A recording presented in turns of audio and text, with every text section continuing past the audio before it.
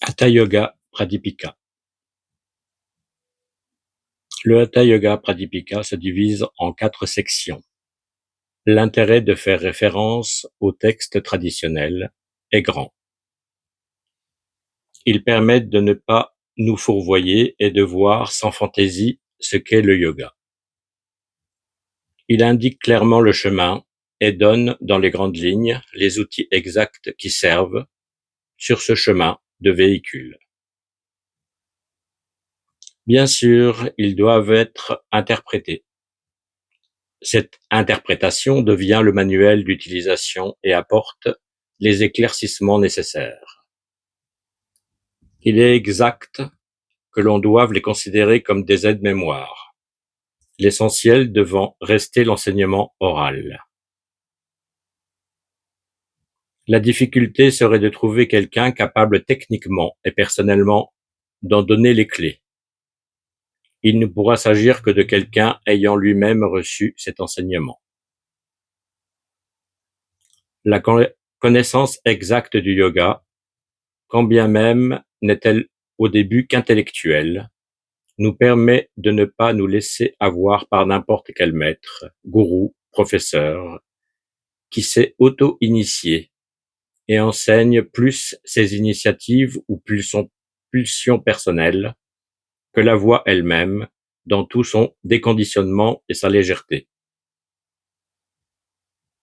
Ces textes donnent des techniques, une méthode, des conseils, suffisamment précis pour nous indiquer ce qu'est le yoga et a fortiori ce qu'il ne peut pas être. Nous connaissons en français 2 traductions de ce texte. La première, la plus ancienne, est celle de Tara Michael, parue aux éditions Fayard dans la collection Documents spirituels.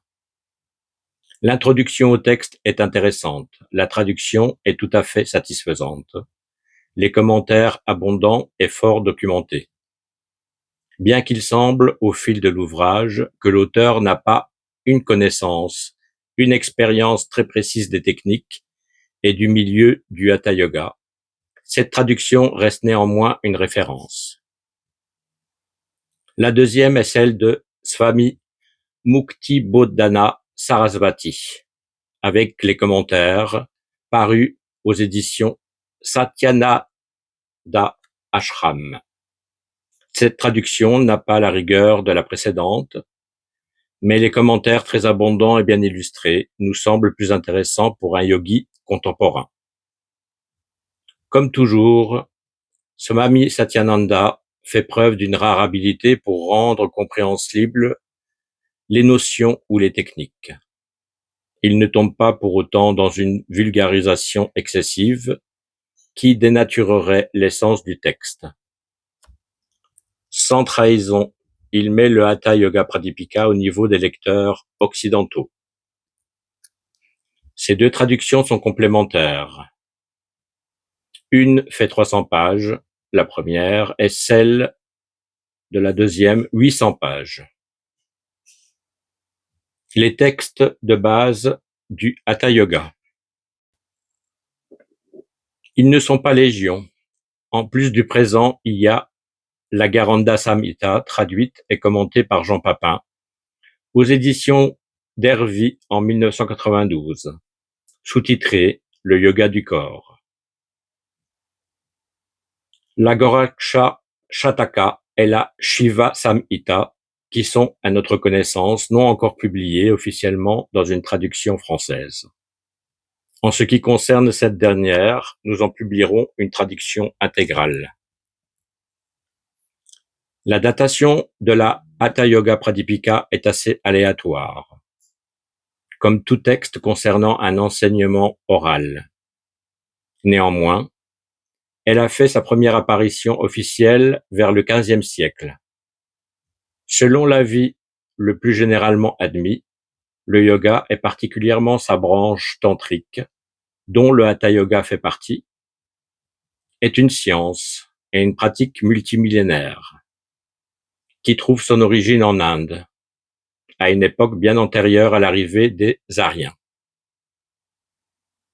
Le yoga n'est apparu dans les textes védiques, Védas, Upanishads, épopées, que très progressivement, au fur et à mesure que la tradition védique incorporait des éléments, des puissances divines, des rites et des pratiques de la très ancienne tradition shivaïte. Malgré la pression visant à l'incorporer, à l'arianiser, le yoga est resté une pratique à part.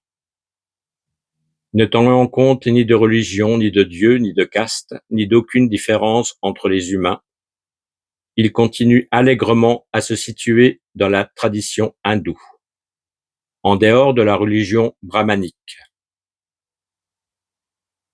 Méthode destinée à amener l'éveil de la conscience, le Hatha Yoga base ses principes et ses pratiques sur l'éveil de l'énergie fondamentale Kundalini.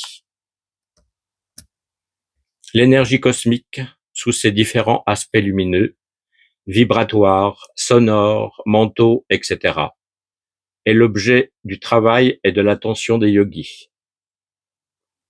Les notions de plaisir, de pouvoir, de jouissance, de magie, de transcendance résonnent comme des échos au cœur de l'expérience du Hatha Yoga. Voie de dépassement et de puissance, le Hatha Yoga est une voie de volonté, chevauchant les énergies féroces du cosmos et de l'humain. C'est la voie de l'effort violent. Violence liée à la conscience et au vouloir de façon à donner une chance, si minime soit-elle, au yogi de se sortir des liens de la nature. Ces liens sont si profondément ancrés dans tous les niveaux de l'être humain qu'une puissante volonté s'apparentant à une violence terrible est indispensable pour avancer sur ce chemin. Pourtant, cette violence n'est pas égotique, dirigée contre ou pour quelque chose. Elle n'est qu'énergie fulgurante qui, tel l'éclair, pétrifie le mental et illumine la conscience. C'est le propos de notre texte. C'est le propre du Hatha Yoga. C'est le défi du yogi. Cette traduction a été faite avec un souci de fidélité au texte originel, mais aussi dans un effort de clarté et de compréhension par rapport à la langue française et au sens réel des pratiques décrites. Par Christian Tikhomirov, École de formation de Hatha Yoga en Provence. La suite, chapitre 1 jusqu'à chapitre 4, dans les prochains numéros. Merci pour votre écoute et bonne journée ou soirée.